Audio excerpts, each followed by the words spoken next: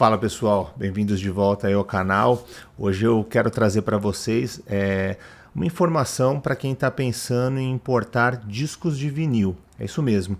Ultimamente eu tenho voltado ao colecionismo do disco de vinil, voltado porque quando eu era adolescente e tudo mais, e na verdade era só a única forma de se consumir música, ou você comprava um vinil ou uma fita cassete, ou então depois de um tempo os CDs, né? E voltou muito esse lance do vinil, né? E quando você olha os preços aqui no Brasil, ele é uma coisa bem alta, não que lá fora não seja, mas os valores são bem mais atrativos, né? Cerca de 50%, 30% do valor que custa um vinil aqui no Brasil. Então eu quero trazer algumas dicas de algumas experiências que eu tive. Eu estou começando a minha pequena coleção há cerca de 3 ou 4 meses, né? Ainda tem muitos títulos ainda que eu quero adquirir. E a maior vantagem nisso daí tudo tem no Spotify, e não vamos nem falar sobre qualidade, né? De um que é melhor, se é o vinil e tudo mais. A gente sabe que fisicamente a música digital ela tem uma qualidade superior por uma série de fatores físicos, né, da reprodução da mídia dentro do vinil e tudo mais, mas isso eu acho que é assunto para um outro vídeo. Mas se a gente pegar, né, o que tem dentro dos streams, né, seja Spotify, seja Deezer e tantos outros, você tem ali o álbum em si. Mas uma coisa muito bacana que vem sendo lançado nos vinis é o fato de muitos deles serem vinis duplos, né, às vezes até triplos e tudo mais, com gravações inéditas, com gravações ao vivo, e fora a experiência de você ter ali o encarte, livros e tudo mais, para quem é verdadeiramente fã, né, de um tipo de música, de uma banda, enfim, de um artista e tudo mais, né? Então acho que a maior vantagem aí, o que mais me fez voltar, né, nas origens e tudo mais, e o colecionismo foi justamente isso, né?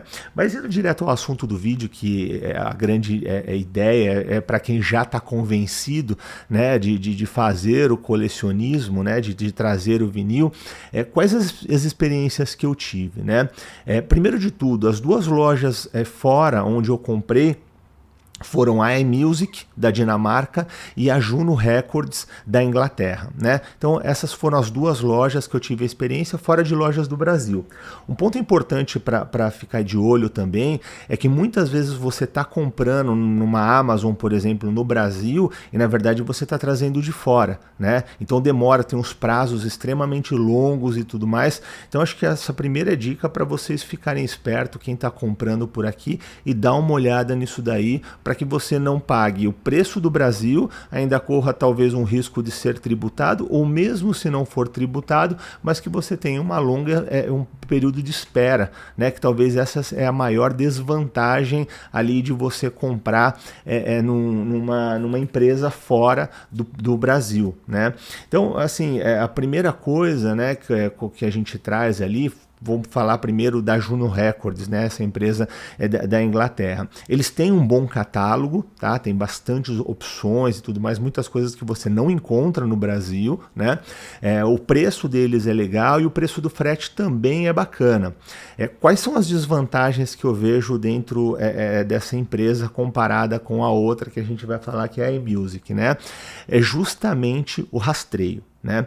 Além da demora ser muito grande, as duas experiências que eu tive demoraram exatos 60 dias, né? 60 dias corridos.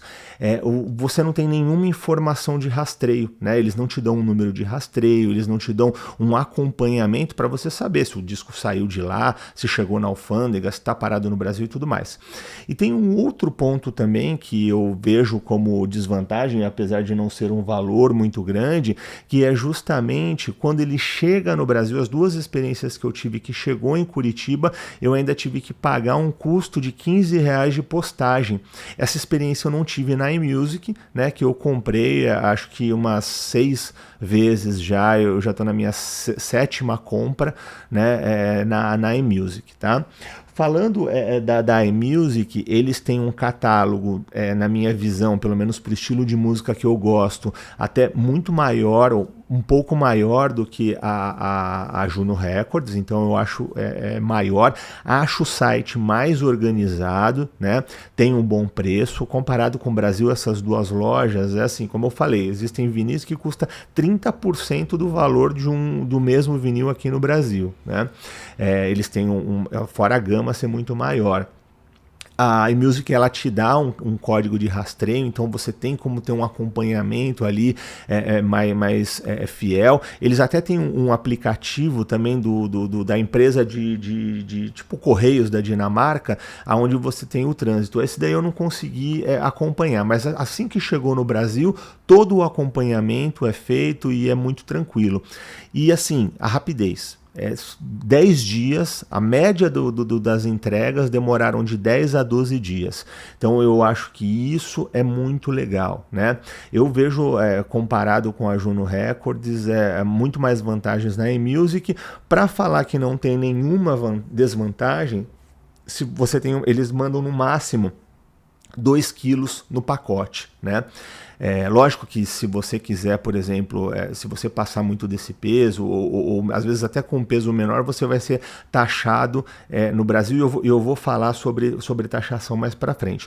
Mas então você tem algumas edições especiais, por exemplo, tinha uma edição especial do Black Sabbath, que acho que ele tinha 6 ou 9 vinis, né? Ele era uma coleção bem grande e tudo mais, com preço bem mais interessante do que no Brasil, né?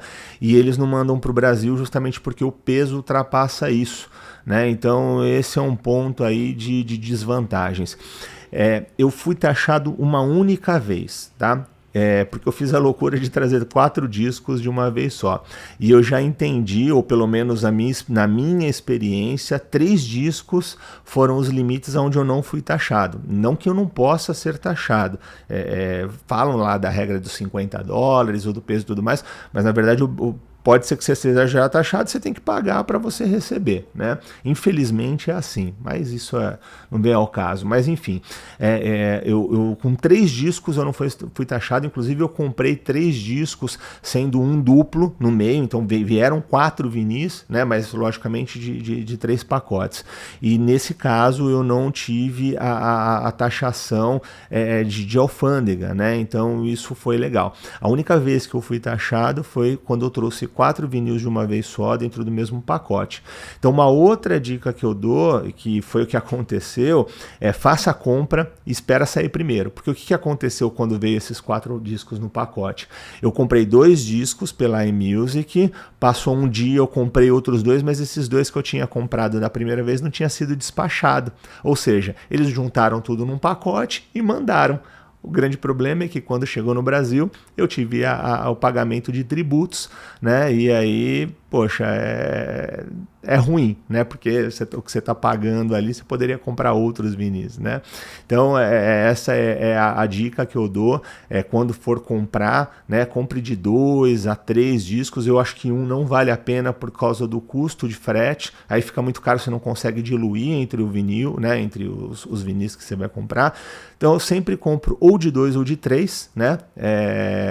Tendo essa limitação. Quando é um box mais completo e tudo mais, como eu comprei o do Motorhead aí, que vocês viram pela Juno Records, ele tinha 3, aí eu comprei ele sozinho, né? Até porque o peso eu não conseguia colocar outro, tá? Então, tá aí essas dicas, eu espero que ajude aí quem está querendo no colecionismo, né? Se vocês tiverem qualquer pergunta, qualquer dúvida, me manda aí nos comentários, que eu vou ter o maior prazer de responder dentro da minha experiência, dentro daquilo que eu sei, beleza? Então, obrigado e até a próxima.